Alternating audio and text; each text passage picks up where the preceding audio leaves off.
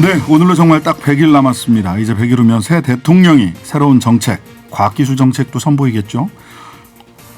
부디 존 F 케네디처럼 어렵기 때문에 도전하는 것이고 도전을 통해 과학기술을 한층 더 끌어올릴 것. 달 탐사 갈 때 달에 보내겠다라고 하면서 이런 얘기를 했죠. 이런 멋진 비전을 제시하는 분이었으면 좋겠다 싶습니다. 대통령을 위한 과학, 오늘도 이종필 박사님 나오셨습니다. 어서 오세요. 안녕하세요. 이종필입니다. 보면 볼수록 멋있네 이거.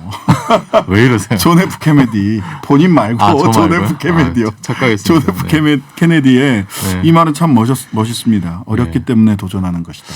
그래서 미국 사람들이 아직도 존 F 케네디를 잊지 않고 좋아하는 이유가 그런 거지 않을까. 사실은 굉장히 유력한 정치 명문가에서 태어났지만 이분도 카톨릭이고 네네. 그 일반적으로 미국에서 대통령으로 당선되기에는 쉽지 않은 캐릭터를 갖고 있었죠. 네. 근데도 당선이 됐어요. 이런 멋진 이 마인드, 말이라는 게 뭐 마인드에서 나오는 거니까. 자, 이종필 박사님이 계속해서 심지어는 뭐 이것도 몰라도 되고 저것도 몰라도 되지만 핵, 네. 그다음에 우주 탐사 이런 거 네. 반드시 알아야 된다. 네. 대통령이 뭘 꼭 알아야 됩니까? 진짜로 이것만큼은 딴 건 네. 몰라도 좋다. 그러나 이것만큼 알아야 된다. 저는 사실 그 이제 대선 후보들이 이렇게 뭐 공약들 하나씩 제시를 하고 있는데 네. 이제 여기저기 아직까지 이렇게 잘 언급되지 않은 게 네. 지금 이제 우리나라의 대학에서 그 기초과학 뭐 분야들이 굉장히 고사되고 있다. 그렇죠. 이거를 짚는 사람이 없는 것 같아요.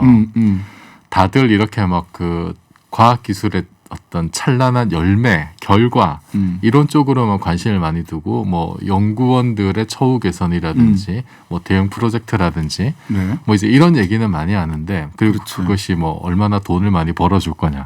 그러니까 뭐 이런- AI, 자율주행차, 네, 로켓 발사, 네. 이제 열매에만 관심이 네, 많죠. 그런 거에 관심이 네. 많죠. 근데 그렇게 이제 정치권에서 관심을 두는 대상은 이미 자리를 잡은 뭐 연구원이거나 아니면 연구기관이거나 거기서 나오는 내지는 곧 나올 성과들 네. 이런 데만 사실 좀 많이 초점이 맞춰져 있는 것 같아요. 네네. 근데 그 출발점이 되는 게 사실은 대학이거든요. 네. 근데 대학이 얼마나 지금 상황이 어렵냐면은 이게 한 2, 3년 전에 그 데이터를 알고 있는데 전국 4년제 대학 한 180개 대학 중에 네. 물리학과가 47개밖에 없어요. 어우, 너무 적다. 서울에 16개, 기타 31개, 미설치 비율이 74%예요.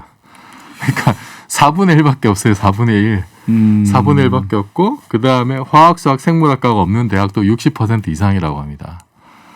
그러니까 이게 상당히 좀 심각한 상황이죠. 기초과학은 거의 고사 위기 아닌가요? 네, 이렇게 지금 되면? 이렇게 되면 이제 고사 위기인 거죠, 사실은. 아니 제가 한번 네. 놀랬던 게 한 10년쯤 전인 것 같아요. 예전에 이제 배치표 시험 보고 나면 몇 점이면 어느 학교 무슨 네. 과, 몇 점이면 어느 학교 무슨 과. 근데 우리 이종필 박사님이나 저나 이렇게 입시 한 벌써 한 30년 전이죠. 30년 전에는 서울대 물리학과, 화학과, 의대, 의과, 네. 수학과 이런 데가 이과 최상위권이었죠. 최상위였죠. 근데 네. 한 2페이지 넘어가야 물리학과 나오던데 다 의대하고 한의대 뭐 이렇게 쫙 있고. 그래도 2000년대 이후로는 다 그렇게 됐고요. 네. 그 사실은 예를 들어서 이제 미국 같은 경우에 스푸트닉 충격을 받고 57년에 네네. 그때 이제 나사를 처음 만들었는데 그때 이제 나사만 만든 게 아니라 미국의 그 과학 교육 과정도 다 바꿉니다. 네. 그래서 이러다가 우리 정말 큰일 나겠다 싶어가지고 근데 우리에게는 과연 그런 위기감이 있는지 네.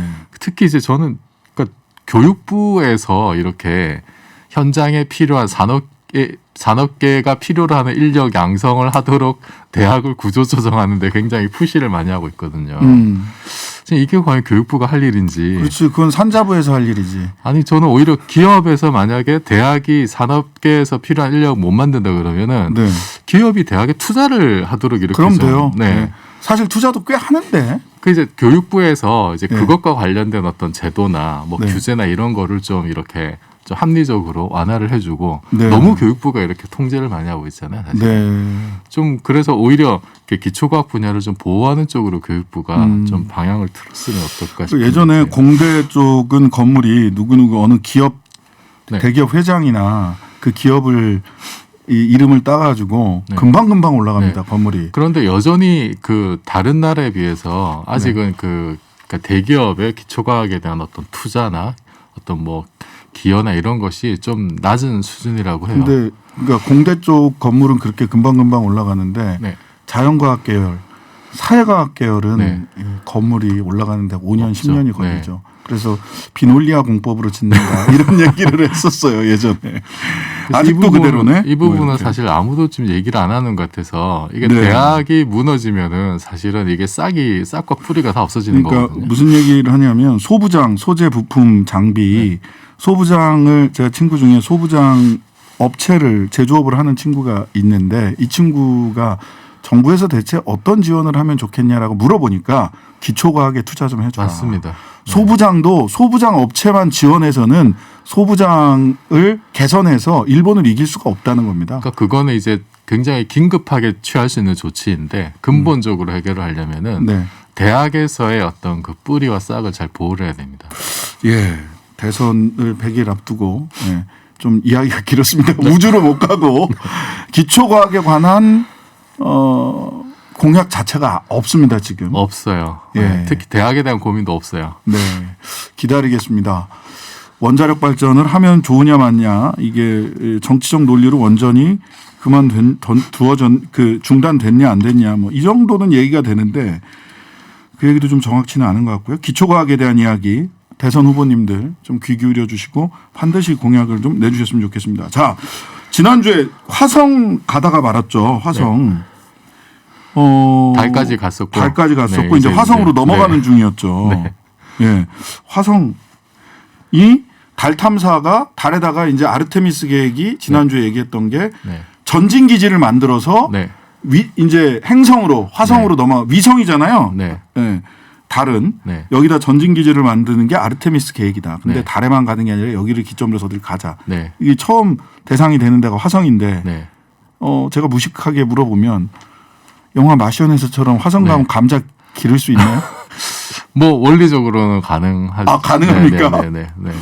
그 네. 이제 영화에서 구현된 뭐 거의 대부분의 것들이 네. 이제 가능한 일이고 그 리들 스콧 감독이 이제 영화를 찍을 때 이제 나사에서 이렇게 자문단이 있어가지고 이렇게 다 소통을 하면서 그렇게 이제 영화를 만들어서 굉장히 그 사실성이 높은 걸로 그렇게 평가받고 있습니다. 그러면은 거기다가 감자 그 비닐하우스 같은 것이긴 네, 하지만 네. 감자를 키울 수 있으면 사람이 정착해서 살 수 있다는 얘기 아니에요? 그러니까 뭐 실제 이제 어떻게 될지는 모르겠으나 원리적으로는 이제 그게 가능한데 이제 원리적으로 가능한 것과 실제 가서 네. 정말로 이제 그 사람이 사는 거는 뭐 이야. 그건 또 다른 문제시죠. 가봐야 아는 거죠, 그거는. 네.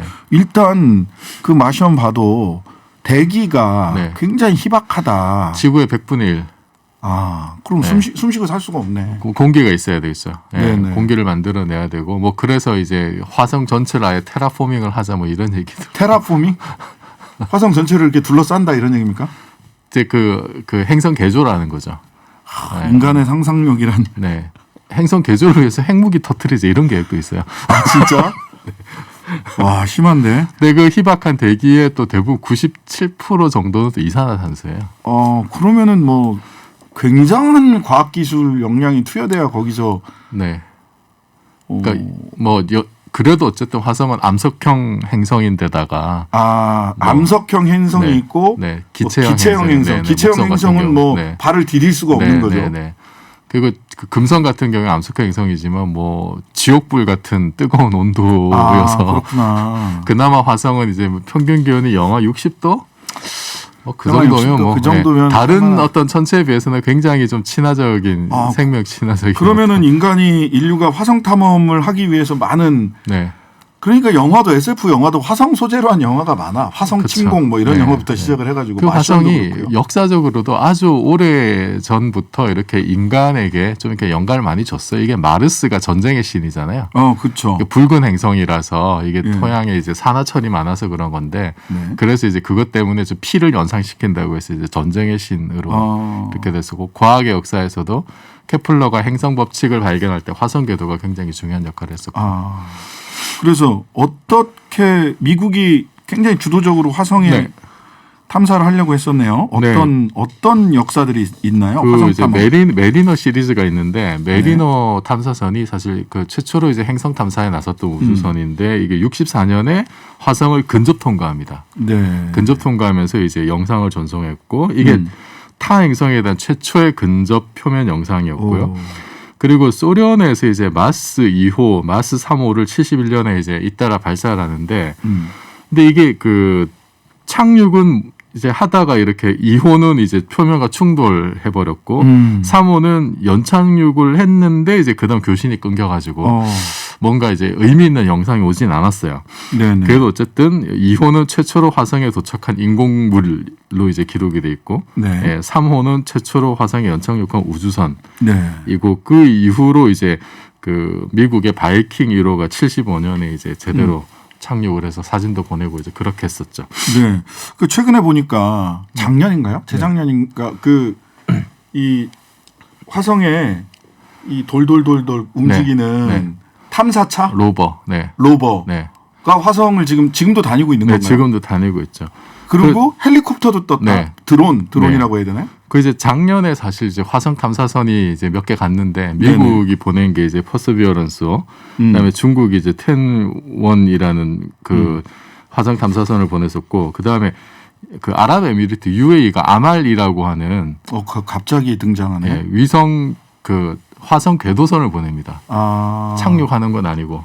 그럼 궤도 네, 안에서 계속해서 이렇게 사진 찍고 이렇게 할 수가 네, 있겠네요. 그러니까 이제 타 행성을 탐사할 때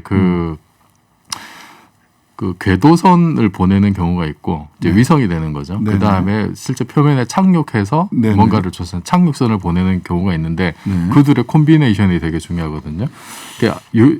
그 UAE가 이거를 보낸 게 굉장히 참 이렇게 참신하죠. 참 네, 그러니까. 달을 찍지 않고 처음 화성 간 최초의 케이스고요. 그러니까 UAE가 사실 이 위성 기술을 우리한테 전수받았거든요, 옛날에. 네. 그래서 좀 우리한테도 신선한 충격이 있고 어쨌든 그래서 지금 올해는 그 미국의 이제 퍼서비어런스가 지금 그 탐사차를 내려보내 가지고 거기서 지금 뭐 여러 가지 뭐 채취도 하고 그 다음에 뭐 산소 발생 이런 것도 지금 뭐 성공을 했다 그러고요. 네. 그래서 샘플을 채취하고 있고 그 다음에 또 이제 화제가 됐던 게 방금 말씀하셨듯이 이제 헬리콥터. 그러니까. 조그만 헬리콥터를 이제 띄우는데 성공을 했는데 기대보다 성능이 더 잘 발휘를 해가지고 그러니까 탐사차는 돌아다니는데 좀 활동 반경 한계가 있잖아요. 날아다니는 네네네. 것보다. 그래서 굉장히 탐사 활동에 도움을 주고 있다는데 이게 지금 앞서 말씀드렸듯이 화성 대기가 지구의 100분의 1이기 때문에 그러니까 이거 뜨기 되게 어려울 네, 텐데. 굉장히 기술적으로 이게 참 고난도 과제였는데 이제 성공을 해서 굉장히 타행성 탐사에 상당히 좀 어떻게 보면 좀 신기원을 이뤘다고도 할 수가 있죠. 그래서 이때 지금 퍼서비어런스가 지금 채취한 샘플을 나중에 한 2030년경에 다른 우주선에 가서 가져올 계획이에요.